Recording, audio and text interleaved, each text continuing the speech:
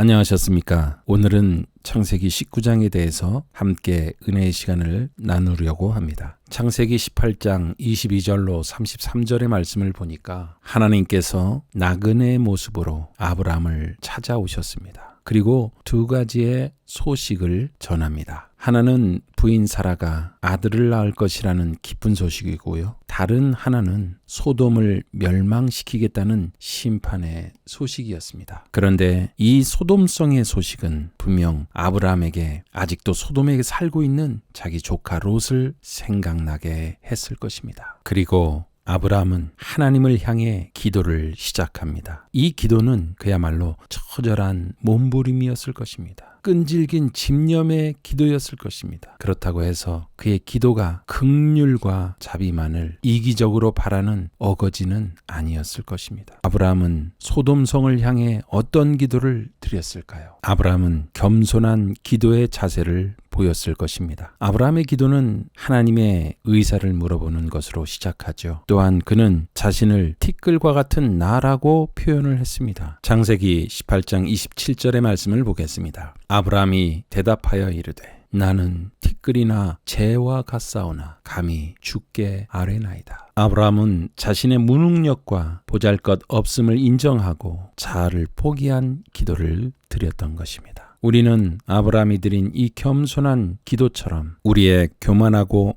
이기적인 기도를 돌이켜 보아야 할 것입니다. 그의 기도는 하나님의 공의에 근거한 기도이기도 했습니다. 아브라함은 하나님께서 의인과 악인을 동등히 취급하지 않으심을 알고 이 속성을 근거로 하여 하나님께 기도를 드린 것입니다. 그래서 창세기 8장 23절에 의인을 악인과 함께 죽이심은 불가하오며 의인과 악인을 균등히 하심도 불가하나이다 라고 25절까지 고백하는 기도를 드렸던 것입니다. 그리고 이웃을 불쌍히 여긴 기도를 드렸습니다. 이 소식을 들은 아브라함에게 가장 먼저 떠오른 사람은 바로 조카 롯이었겠죠. 그러나 그는 롯만을 위한 그러한 기도가 아니라 아브라함의 기도는 타락한 죄인들의 영혼까지 진정 사랑한 끈질긴 기도였다는 것입니다. 소돔성이 당할 심판을 알고서 소돔성을 불쌍히 여기는 타인의 고통을 진정 자신의 고통으로 삼은 수준 높은 신앙인의 기도가 아니었을까요? 우리가 예수님을 믿고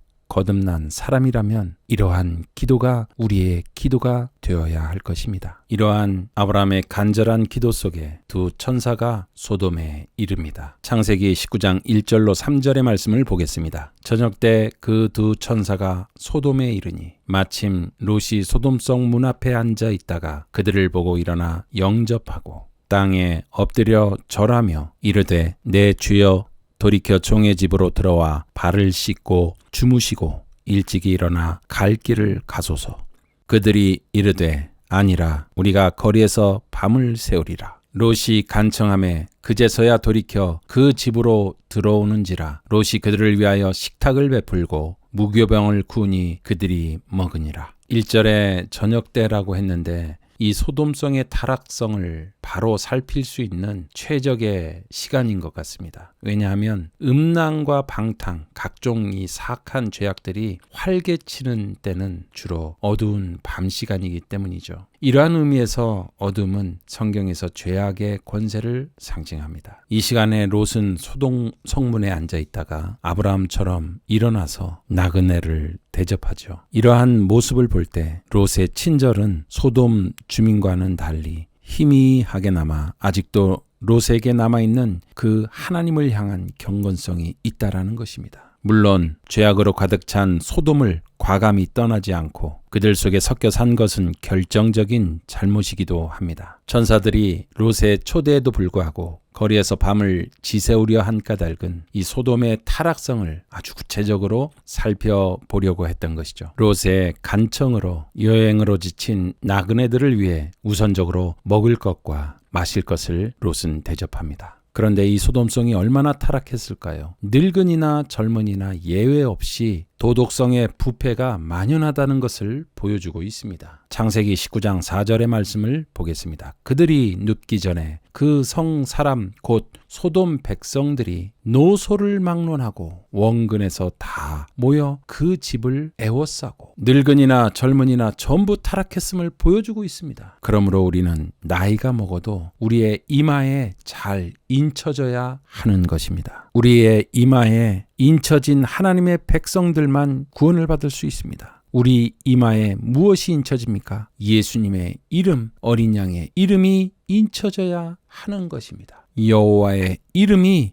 우리 이마에 인쳐져야 하는 것입니다. 인침은 우리가 거듭날 때 성령으로 인침을 받은 사람이라야 자격이 있습니다. 이러한 인침은 예수님을 믿는다고 주여 주여 한다고 다가 아니라 하나님의 말씀대로 뜻대로 순종을 행하고 거룩한 세마포 옷을 입혀진 사람이어야 합니다. 계시록 13장 12절의 말씀을 보겠습니다. 내가 하나님의 이름과 하나님의 성 곧 하늘에서 내 아버지께로부터 내려오는 새 예루살렘의 이름과 나의 새 이름을 그 위에 즉 그 이마에 기록하리라. 계시록 14장 1절의 말씀을 보겠습니다. 또 내가 보니 보라 어린 양이 시온에 섰고 그와 함께 14만 4천이 섰는데 그 이마에 어린 양의 이름과 아버지의 이름을 쓴 것이 있도다.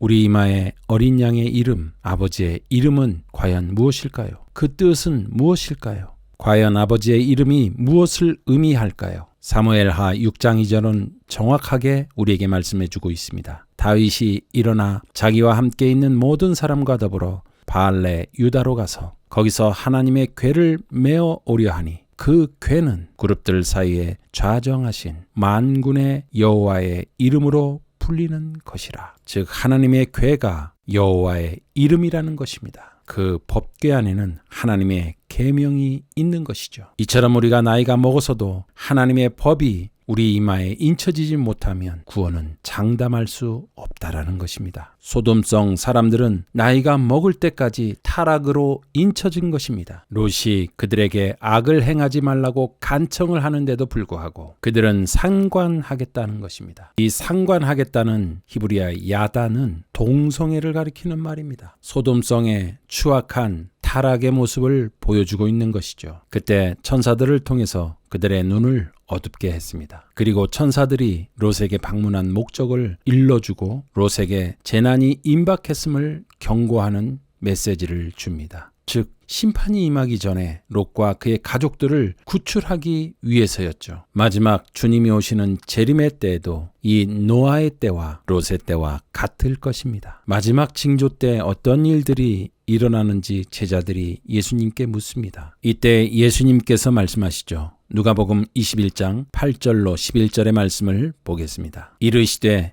미혹을 받지 않도록 주의하라. 많은 사람이 내 이름으로 와서 이르되 내가 그라하며 때가 가까이 왔다 하겠으나 그들을 따르지 말라. 지난 시간 동안 잘 살펴보십시오. 수많은 이단들이 마지막 때를 인용해서 마치 자신이 성령 하나님이다 주다 하면서 많은 사람들을 미혹해 왔습니다. 21장 10절에는 또 이르시되 민족이 민족을 나라가 나라를 대적하여 일어난다고 말씀했는데 요즘 같은 시대에 전쟁이 웬 말입니까? 21장 11절에 곳곳에 처처에 큰 지진과 기근과 전염병이 있겠고 마지막 때가 되면 미혹하는 영들, 전쟁, 지진과 기근과 온역 곳곳에 동시다발적으로 일어난다는 것을 말씀해주고 있는 것입니다. 이럴 때 우리는 어떻게 해야 합니까? 하나님의 말씀대로 하나님의 뜻대로 살지 못하면 구원은 그 누구도 장담할 수 없는 것입니다. 천사들이 롯을 재촉하여 나오게 하듯이 우리도 하나님을 믿는다고 하면서 내 뜻과 내 방식대로 잘못된 믿음을 가지고 있었다면 하나님의 온전한 말씀의 복음으로 돌아서야 하는 것입니다. 우리가 예수님을 믿는다고 하면서 세상 것이 조금이라도 있다면 뒤를 돌아봐서는 안 되는 것입니다. 결국 롯의 아내는 말씀을 시험하여 뒤를 돌아보다가 소돔 기둥이 되었습니다. 말씀을 믿고 순종하여 소돔성을 돌아보지 아니하고 나왔던 롯과 롯의 두 딸은 유황불로 타는 곳에서 구원함을 받았습니다. 소돔성의 멸망 원인이 동성애듯이 여호와의 말씀을 함부로 여기거나 농담으로 여기는 자는 심판을 면하지 못할 것입니다. 예수님께서 초림으로 이 땅에 오실 때는 많은 사람들을 구원하러 오셨습니다. 그런데 마지막 때 재림하시는 그 날에는 심판주로 오시는 것입니다. 그래서 마지막 때 노아의 때와 같다고 말씀하시는 것입니다. 누가복음 17장 28절로 30절의 말씀을 보겠습니다. 또 롯의 때와 같으리니 사람들이 먹고 마시고 사고 팔고 심고 집을 짓더니 롯이 소돔에서 나가던 날에 하늘로서 불과 유황이 비오듯 하여 저희를 멸하였느니라. 인자에 나타나는 날에도 이러하리라. 하나님의 심판은 세 가지로 나눌 수가 있는데 첫 번째 심판은 구원받은 자의 심판입니다. 베드로전서 4장 17절 하나님의 집에서 심판을 시작할 때가 되었나니 만일 우리에게 먼저 하면 하나님의 복음을 순종치 아니하는 자들의 그 마지막이 어떠하며 또 의인이 겨우 구원을 얻으면 경건치 아니한 자의 죄인이 어디 서리요. 그러므로 예수님께서 이 땅에 오실 때 구원받은 자들은 모두가 다 하나님의 나팔 소리를 듣고 무덤에서 일어날 것입니다. 그리고 몸이 순식간에 변화되어서 하늘로 올라갈 것입니다. 고린도전서 15장 51절로 54절의 말씀을 보겠습니다. 보라, 내가 너에게 비밀을 말하노니 우리가 다 잠잘 것이 아니요 마지막 나팔에 순식간에 홀연히 다 변화되리니 나팔 소리가 나매 죽은 자들이 썩지 아니할 것으로 다시 살아나고 우리도 변화되리라. 이 썩을 것이 반드시 썩지 아니할 것을 입겠고 이 죽을 것이 죽지 아니함을 입으리로다. 이 썩을 것이 썩지 아니함을 입고 이 죽을 것이 죽지 아니함을 입을 때에는 사망을 삼키고 이기리라고 기록된 말씀이 이루어지리라. 이 얼마나 엄청난 구원의 심판입니까? 두 번째는 믿지 않는 자의 심판이고 또 하나님을 믿는다고 하였으나 하나님의 법대로 뜻대로 살지 못한 자들의 심판입니다. 계시록 21장 8절의 말씀을 보겠습니다. 그러나 두려워하는 자들과 믿지 않은 자들과 흉악한 자들과 살인자들과 행음자들과 술객들과 우상 숭배자들과 모든 거짓말하는 자들은 불과 유황으로 타는 못에 참여하리니 이것이 둘째 사망이라. 이 둘째 사망에 대해서는 나중에 더 자세하게 나누도록 하겠습니다. 끝으로는 마귀의 심판입니다. 유다서 1장 6절의 말씀입니다. 또 자기 지위를 지키지 아니하고 자기 처소를 떠난 천사들을 큰 날의 심판까지 영원한 결박으로 흑암에 가두셨으며 롯은 아브라함의 믿음으로 소돔성에서 구원을 받았습니다. 창세기 19장 29절의 말씀을 보겠습니다. 하나님이 들의 성들을 멸하실 때 곧 롯에 거하는 성을 엎으실 때 아브라함을 생각하사 롯을 그 엎으시는 중에서 내어 보내셨더라. 그러므로 믿음으로 접붙임 받은 저와 여러분들은 뒤를 돌아보지 아니하고 하나님의 말씀대로 뜻대로 하루하루 순종하며 인쳐지며 살아갈 때에 마지막 때 의인의 구원에 참여할 수 있는 것입니다. 새 하늘과 새 땅, 새 예루살렘에 참여하는 저와 여러분들이 되시기를 간절히 바랍니다.